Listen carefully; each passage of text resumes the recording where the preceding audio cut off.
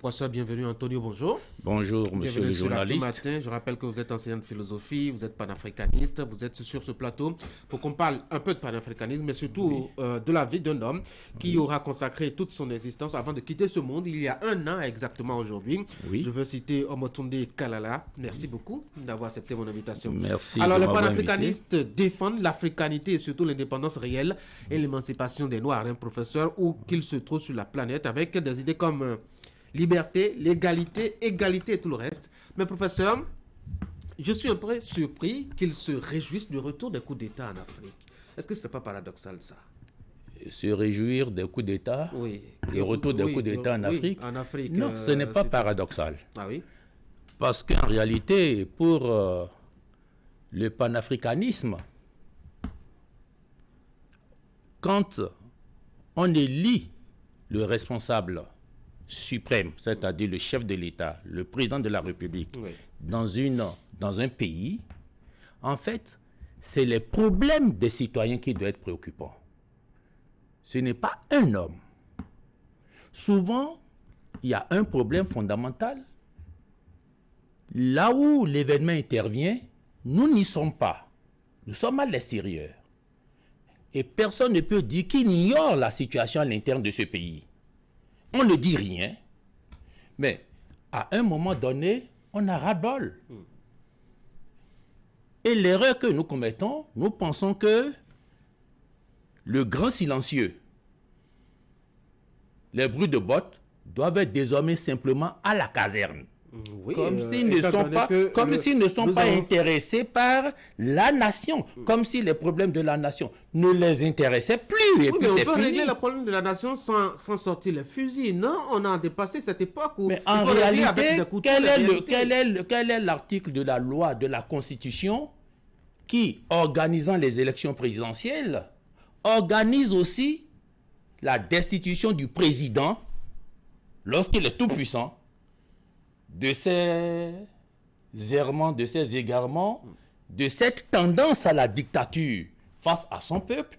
Mais quelle est la loi constitutionnelle qui dit, arrivé à tel moment, c'est tel organe qui prend le devant pour faire? La Cour constitutionnelle, quelle est son indépendance? L'Assemblée nationale, ceux qui servent de contre-pouvoir pour endiguer.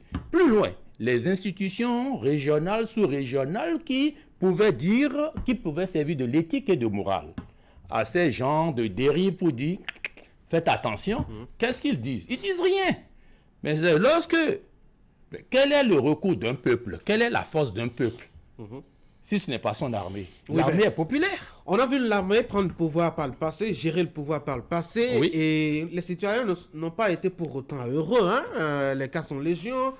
Vous en êtes un témoin vivant. La révolution dans ce pays, on sait ce que ça nous a coûté.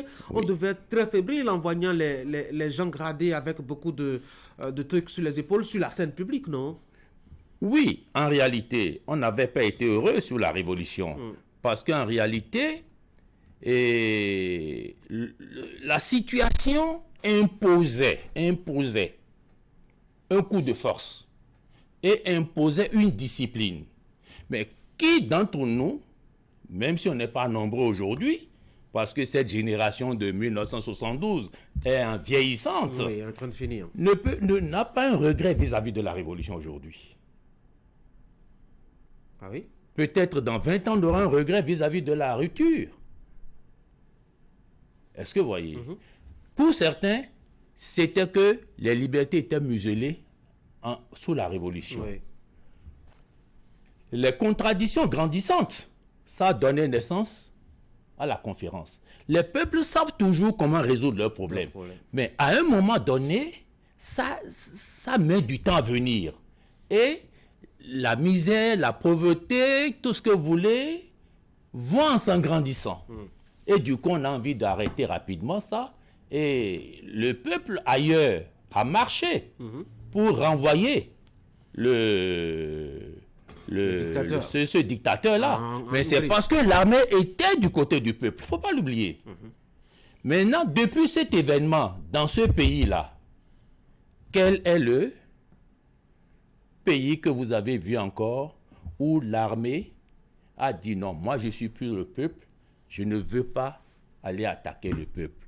C'est le dirigeant qui plutôt est indexé pour dire attention, c'est à toi d'être dans les normes. Donc en réalité c'est un grand débat. Bon, je crois que le temps que nous allons passer ici, mais on peut toujours aborder un dernier volet. Ceux qui appellent par exemple à la rupture des liens avec la France, par exemple, se réjouissent de voir des dirigeants actuels militaires faire allégeance à d'autres puissances coloniales. C'est contradictoire.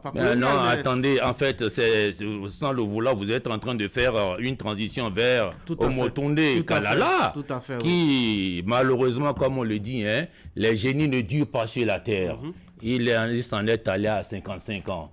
Alors qu'au moment où on faisait hommage au professeur Honorat Aguessi le 13 avril, je crois, 2022, il y était. Et il a fait une conférence et tout le monde a eu à le découvrir comme vraiment c'est un géant, un génie, un savant. Il a donné une conférence à l'UAC, mais l'amphi était rempli. Partout il passait, les gens, il faisait une déconstruction de tout le savoir moderne occidental en allant simplement vers la source pour dire attention, il y a eu tout un plagiat qu'on nous a donné et on nous a enseigné. La vraie science n'est pas ça. Et il a publié des ouvrages sur ces recherches, un peu dans le sens de Cheikh Anta Diop. Or, vous savez que toutes ces élites-là qui bravent la France en leur disant non, vous n'avez pas quand même raison, le savoir, le vrai, il est ailleurs, ils leur ont toujours réservé un mauvais sort. Parce que la mort de Omotunde Kalala nous a paru un peu mystérieux. Oui, curieusement, ça fait un an aujourd'hui, mais on ne sait toujours pas de quoi est-ce qu'il est décédé. Personne ne sait, c'est mystérieux. Le bonhomme était... Enfin, pardon, excusez-moi, c'est un terme affectif, parce que je l'ai tellement admiré, jeune, on a sympathisé. Moi, je ne le connaissais pas. C'est l'avant-veille de l'hommage au professeur Aguessi qu'on nous a appris à la mairie de Ouida, les afro-descendants qui l'attendaient, qu'un certain Omotunde Kalala venait. Mais moi, j'étais hébété. J'ai dit, mais qui vous fait réjouir comme ça? Parce que le président du Comopa, Roger Sessou, jubilait, et Gaglozou, le professeur Gaglozou Alphonse, sautillait de joie. Mais je dis, mais un seul nom vous a suffi pour que vous puissiez vous émousser comme ça? Bon, j'ai dit, d'accord, je l'attends. Mais la salutation seule a suffi pour que je l'admire. Ah oui? Parce que c'était africain.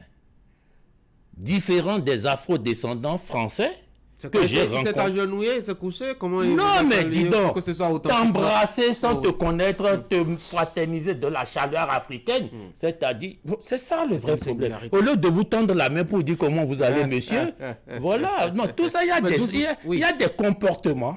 Quand vous êtes servi dans ces comportements, mais quand on vous accueille dans ces comportements, vous ne trouvez pas ça ailleurs dans d'autres civilisations. Ça vous emballe, absolument. Voilà, automatiquement. Alors, est-ce qu'on a avancé vraiment sur ce qui a pu causer son décès, etc. Rien sur l'heure? Bon, rien. Il était aux Antilles, d'après ce qu'on nous a dit. Il a fait sa conférence parce que c'est maintenant qu'il est en train de faire découvrir la déconstruction des sciences qu'il a pu interroger pour reconstruire maintenant la vraie science à partir de l'Égypte antique. D'où le nom de Kamit, quoi. Qui parle de Kamit, bon, c'est un mouvement qui est né aux États-Unis en 70, mais se référant essentiellement à l'Égypte ancienne. Est-ce que vous voyez? Vous n'êtes pas sans savoir que le théorème de Pythagore que vous avez appris en 3e, Pythagore est un grec, mais il a fait des séjours. Oui, en Égypte. Tous les Grecs anciens, philosophes sont passés par là. Donc, en réalité, c'est là où nous avons admiré Omotunde Kalala d'être vraiment un historien, un sa philosophie, qu'est-ce qu'il laisse à la postérité? Malheureusement, mais regardez, le bonhomme, après avoir fait ses études, ayant écrit tout ceci, n'a pas eu le temps de divulguer ces sens-là. Bien sûr, il a créé un institut à Nidat, dans lequel on fait, n'est-ce pas, la formation en s'appuyant sur l'Égypte ancienne. Parce qu'il y a les écritures de l'Égypte ancienne qui sont fondamentalement rapportées dans ces ouvrages. Mais moi-même, s'il était encore vivant, on allait créer, n'est-ce pas, l'annexe ici à idée. Pour que, n'est-ce pas, ceux qui veulent d'abord s'informer de l'écriture grecque ou bien égyptienne, la hiéroglyphe, comme on le dit de temps en temps, puissent être un peu informés. Mais malheureusement, il a commencé, n'est-ce pas, cette tournée-là de formation et d'information quand du retour des Antilles, atterrissant en Guadeloupe, sur son chemin retour vers la maison, il pique une crise de la voiture. Le temps que la voiture s'arrête pour qu'il sorte, n'est-ce pas, il a rendu le dernier souffle. C'est quand même curieux. Mais c'est curieux. Mais nous avons comment je vais dire, un soupçon, comme d'habitude. Aux grands hommes de l'Afrique ou des Afro-descendants, leur sort est toujours fatal avec les Occidentaux. Nous avons le droit de protéger nos génies, nos intelligents Afro-descendants. Même s'ils ne vivent pas sur le continent africain, ils représentent l'élite africaine. Dans la mesure où, en fait, Nueseri Kalala Omotunde n'est pas son nom d'origine. Non. Son nom d'origine, c'est Jean-Philippe Corveau. Il a fait ses recherches, après ça, il dit, mais quand même, nous sommes des Afro-descendants. Donc ça veut dire chez nous, il n'y a pas de nom. Mais il a fini par trouver, à travers les dialectes, enfin des langues africaines, des civilisations, des cultures africaines, des concepts significatifs, duquel il a forgé son nom, Omotunde, qui remplace le nom de le patronyme, et Kalala Oniseore comme mon prénom. Est-ce que vous voyez? Et vous a dit la signification? Omotunde, c'est l'enfant qui revient chez lui. C'est en Yoruba. Et oui, c'est en Yoruba, c'est nigérien. Kalala, c'est celui qui est né pour refaire, n'est-ce pas, donner un nom qui trace tout un destin. Tout un programme dans sa vie de formation, absolument. Voilà. Et qu'est-ce que vous allez faire maintenant pour que survivent ces idées? On a vu beaucoup de productions livresques là. Oui, là maintenant c'est quoi? C'est nous autres maintenant, panafricanistes. Nous sommes en train de nous imprégner, de nous approprier de ces documents pour pouvoir maintenant faire la vulgarisation et entrer en contact avec certaines universités pour qu'au moins dans certaines filières, dans certains départements, comme département de philosophie, département d'histoire, département de lettres modernes aussi, pourquoi pas, parce que c'est fondamentalement là, département aussi de mathématiques à la face, parce que la sociologie également. Donc, puisqu'il a montré que tout l'ordinateur aujourd'hui, ce qui est devant vous là, que vous utilisez, qui fonctionne sur le binaire, mais est fondamentalement d'origine Fa. Il l'a montré. Mais malheureusement, quand c'est africain, ça repugne. Quand c'est européen, ça attire. Quand c'est un noir qui fait la démonstration, on dit, on porte des gants. Mais quand c'est le dernier des occidentaux qui fait la démonstration nul et de nul effet, on l'acclame.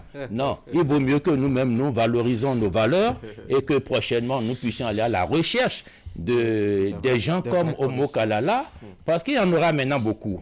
Il y en aura beaucoup. Parce que la toute première génération, qui est celle de Cheikh Anta Diop, dont faisaient partir les Paulin Rontondi, le regretté professeur Nora Gessi, et même Obenga, tous ceux-là qui ont parlé de ces ouvrages. Mais c'est la génération qui s'en va. Mais aujourd'hui, il nous appartient à nous autres aussi de faire la diffusion, la vulgarisation. Et déjà, je remercie Canal 3, à travers Canal 3, tout le personnel et les journalistes qui, de temps en temps, nous font l'honneur de nous recevoir pour que nous puissions vraiment vulgariser désormais le panafricanisme. Et comme je l'ai dit, qui est désormais la seule voie du développement de l'Afrique. Allez, un mot rapidement pour finir, le temps il est complètement parti. Bon, merci. C'est que pour Omo Kalala, nous sommes en train de faire des démarches. Ce n'est pas une confidence, mais c'est toute une confidence. Pour ce qu'est la personne, pour sa valeur, UIDA lui réserve, n'est-ce pas, une surprise d'une place au Omo Kalala, où on va lui ériger son mausolée. Et l'UIDA deviendra désormais un lieu de pèlerinage pour l'afro-descendant, au moins les afro-descendants de la Guadeloupe puissent pouvoir aller se recueillir en Afrique, parce que on lui a rendu un hommage à titre posthume de façon très traditionnelle et religieuse dans le sillage des Yoruba avec les Egungun. Donc, c'est anthropologique ce que je m'en vais dire. Donc, pas des rituels et des cérémonies. On lui a localisé un endroit pour comme son repos, enfin oui, là où son esprit se repose en attendant d'être transféré dès qu'on aura fini les négociations. Donc, les panafricanistes béninois, qui sont les directs collaborateurs du professeur Nora Aguessi, paix à son âme, parce que c'est lui qui nous a formés, nous autres. Et bientôt, nous allons pouvoir revenir et ce n'est pas moi qui vais développer ce projet-là. Je vous attends de toute façon par ici pour avoir beaucoup plus de projet, je vais négocier. Celui qui maîtrise et qui pilote ce projet viendra faire le point ici pour nous tous. Vraiment. Merci beaucoup à vous, professeur. Merci, monsieur le journaliste, de m'avoir invité ce matin pour parler de l'an 1 du départ ad patrem, n'est-ce pas, de notre frère regretté, le Guadeloupéen africain, panafricain, Omotunde Kalala. Merci beaucoup. Bonne journée à vous. À vous également. Merci beaucoup à Christelle pour cette grande présence, justement pour la réalisation. Allez, voici la revue de presse maintenant.